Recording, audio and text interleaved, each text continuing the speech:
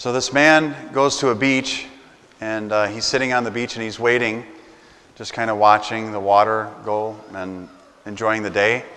And this other man comes by and he's got his dog. And he sees the man on the beach and he says, "You want to see something neat? Watch this." And the man with the dog takes a stick and he throws it way out in the middle of the ocean. And the dog runs, and he runs on top of the water, grabs the stick, picks it up, brings it back. So the other man's watching the man do that, so he does it again. He throws the stick out, and the dog goes out, walks on top of the water, comes back with the stick. And the man is still looking at this man with the dog. He's not saying anything.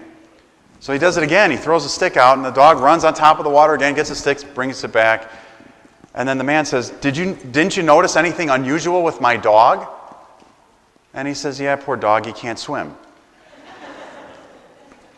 And I can't help but think that sometimes we are looking for prayers, and our prayers are answered in a different way than we initially hope for, or that we're even willing to see, willing to notice on our own. Sometimes we think about our understanding of God and what we want God to do for us, and His idea is completely different. But there's one thing, no matter what we ask God for, and no matter what He responds back to us with, there's one thing in the gospel reading that we're reminded of, and that is that we need faith. We have to have faith as the grain of mustard seed in order to understand what God is really giving to us.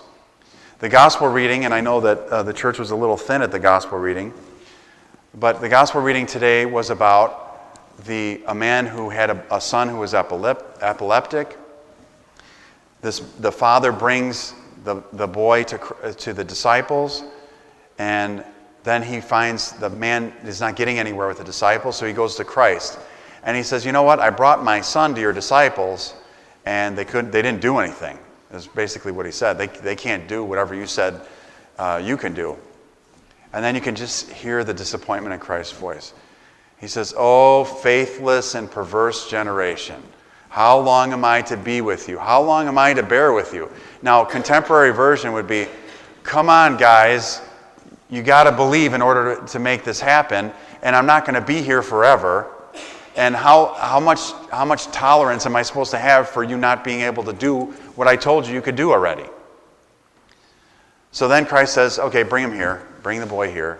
And then he heals the boy. The demon's cast out, and the boy's healed. He goes back on his way. And then the disciples, you can kind of see afterwards, they go up to him and they're like, "Jesus, come here a second. Why couldn't we do that? What happened?"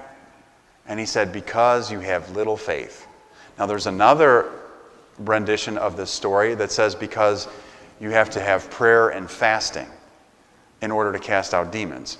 But the three are together: faith, prayer, fasting. Those three things are the kind of the tripod of healing for all of us. So then Christ says, you couldn't do it because you don't have faith. You don't have enough faith. And enough faith is a mini faith. All you have to do is be solid in your faith. It doesn't matter how much you have. It matters that you're solid in your faith. Because if you're solid, it doesn't matter if you have great faith or little faith. You're solid. There's no delineation of great faith or little faith, right? It's you either believe or you don't believe. You either understand God or you don't understand God. It's like saying you either love your spouse or you don't love your spouse. There's not really an in-between where, well, maybe there is, but hopefully not. But you're either hot or cold. And that's what the book of Revelation tells us too, that we're either supposed to be hot or cold, because in between, you're out. You're not going to make it either. So Christ tells his disciples, you have to believe. Now, do they gain the faith after that? Do they really believe after that? No. They do here and there, but they still don't. And we know that because of the resurrection accounts of Christ when he comes back to them. And I'll give you an example that when they're walking on the road to Emmaus, and the two disciples are there, and Jesus kind of slips up behind them and says, "Hey, what's going on?" And you can see they're just like, oh man, we thought is the words that they use. We thought he was the one to redeem us, to redeem the house of God. We thought he was the one. We thought, past tense of faith. They still, when he died, didn't believe. That's why when Christ comes back, he says, take a look at my hands. See, it's me. And then they recognize him on the beach. And John, in the gospel reading this morning, sees Christ on the shore after he rose from the dead in the morning, the Orthros gospel. And he said, and Christ is standing on the shore and he's looking out and they haven't caught anything. He says, cast your net on the right side of the boat, you're going to catch fish. They put it down and the net is ready to break with all the fish. And then John, who writes the story about himself, says, then John knew it was the Lord. And then what happens? Peter takes his clothes off and jumps in the water and swims to shore to get to Jesus before the boat could actually pull in because of the amount of fish that they had. And then it says, none of them dared ask if it was Jesus because they knew. They knew at that point that it was Jesus. But going back to my point about what we're seeing when we ask for prayer and what we're receiving is something completely different. It's very interesting that one time there's a family friend and they had an uncle who bought them a Christmas present. And the uncle was always known for giving these, extreme presents, if you want to call it that. So one year they get the kids open up the presents and it's a pair of knit gloves, like mittens, or not mittens, but the cloth gloves where you put your fingers in. And they're like, gee, thanks. And they put the gloves to the side. And they're like, well, thank you, Uncle whatever, or an Aunt so-and-so. They put the gloves to the side, and they didn't think anything of it. And he sat there and, okay, why don't you take a better look at those gloves? And then they looked at the gloves, and they went to put their hand in there, and there was money rolled up in each of the fingers. But what are we looking for? I'm not saying that we're looking for money in the crevices of the world, but what are we looking for? Are we just focusing on what we think is going to be our answer? And that's all we're going to look for. Poor dog couldn't swim, but he's walking on the water. What a sad gift I got. What am I going to do with these mittens? They're not even waterproof. But there's money inside. And then we look at what God comes back with us, to us in prayer. If you think God is not answering your prayers, then you're not praying with faith. That's the bottom line. We have to pray with faith. God might not answer our prayers the way we want, because maybe that's not the best thing for our salvation. But we have to look at the fact that when we ask him for something and we don't get it, we have to look for what he is giving us, which might be something that's better than what we asked for ourselves. And that is how God responds. He is always answering our prayers. And if you think he doesn't, again, you don't have faith and understanding that everything that you ask for is given back in prayer, but not exactly how we want. Not exactly what we think is best for us, because who knows what's best for us? Our Father who's in heaven. Who knows what's best for their child as a parent? It's kind of interesting. You can see, and let me give you a little example. You have a child praying.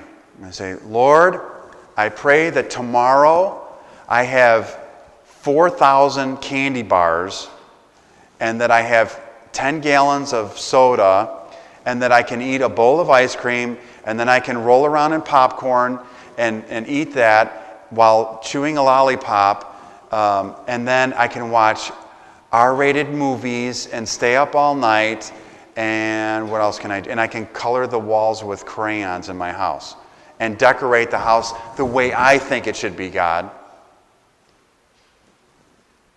It's a prayer. Is it going to be answered? Well, there's going to be another prayer that's going to be after if that's answered, and it's probably going to be, God help you. But the prayer's not going to be answered. Do you think God's really going to start spraying candy from the ceiling and filling up the bathtub with popcorn? Or he's not going to do that. Why? Because it's not important for our salvation. And if you think if Christ were to come in front of us right here, right now, as he does in prayer, and stands in front of you like this and says, okay, go ahead. What do you need? What's going on? What's your prayer? Are you going to ask for something ridiculous in prayer? What are you going to do? What are you going to tell God? And that is exactly what happens in our prayer life. What are we going to tell God? You know, it was interesting. I was going to today have everybody stand up and switch sides, but I noticed that some of you jumped sides today, it's impressive. And I don't know what happened, but the day I go to do it, and I noticed that some people are going to be back on their original side. But I was going to have you do that because you need to feel a little bit uncomfortable about where you're at. Everybody's got their sections, and it gives you away if you're not here, by the way. But you have your sections you feel comfortable with. Our prayers are not supposed to be comfort to us. It's not like macaroni and cheese where we just eat it and we feel good. And I say, oh, it's the same as it was last time. It's the same and it makes me feel cozy. It's not supposed to be like that. It's supposed to be, what would you say in the presence of God if he was standing in front of you? If the cross was there and Christ was on the cross and he said, I am crucified on the cross for you. What do you want me to do for you? What are you going to tell him? Are you going to ask for candy? Are you going to ask for more money at your job? Are you going to ask for a nicer car? Are you going to ask that your neighbor explodes so that they're not around you anymore, or that your aunt so-and-so disappears off the planet, or whatever? Who knows? But you're not going to do that to Christ when he's in front of you. But the problem is, in our prayers, is we disassociate Christ from our prayers. We disassociate Christ from our prayers, and we think it's just a checklist, like going to Jewel and saying, give me health, give me money, give me peace, make my kids be quiet, my house clean, car didn't break down, whatever. It's a checklist. Jesus, do all these things and I'm good. That's all I need. And then our car breaks down, our kids are yelling, the house is dirty, we get sick, and then we look at God and say, God, you're not answering my prayers. What's the deal? Is that really what we want to ask the crucified and resurrected Christ? Is that really what we want to say? And the answer should be no. And I think that when you think about it that way, you start resuming your lens and saying, what should I really be saying to God? But you have to associate prayer with God. You have to associate fasting with God. You have to associate faith with God. All those things are important. And then you know what to pray for. Then you have the faith that's solid and say, you know what? I'm asking God for something, and if I don't get it exactly the way I want, I'm going to get something different that's going to be better for me. And I have to be open to see what God is presenting to me and not have the blinders on and say, unless it's exactly this way, unless people are exactly perfect to me, that my life is a disaster. Or unless my boss understands and appreciates everything, then my job is worth nothing. We have to open our eyes and really see. And Christ warns us. He said that there's people with ears who don't hear. And you know that if you have kids, right? Come here, come here, come here, come here, come here, come here. Hey, hey, hey, hey. And is there doing whatever. Maybe even your spouse is like that when they're watching a football game, right? My dad, he's probably watching right now, sorry, I'm going to let this one go. My dad, when he would watch a Bears game, I'd say, Pa. I call him Pa, not Dad, because he would kill me if I ever called him Dad.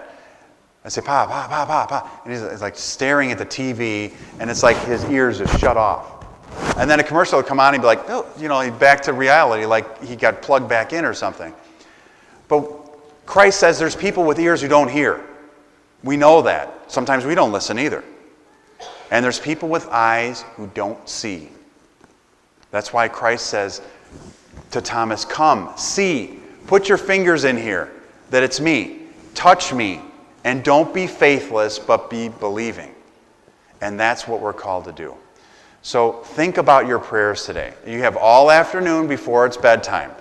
But do yourself a favor. Don't go flat and then say your prayers. Stand up.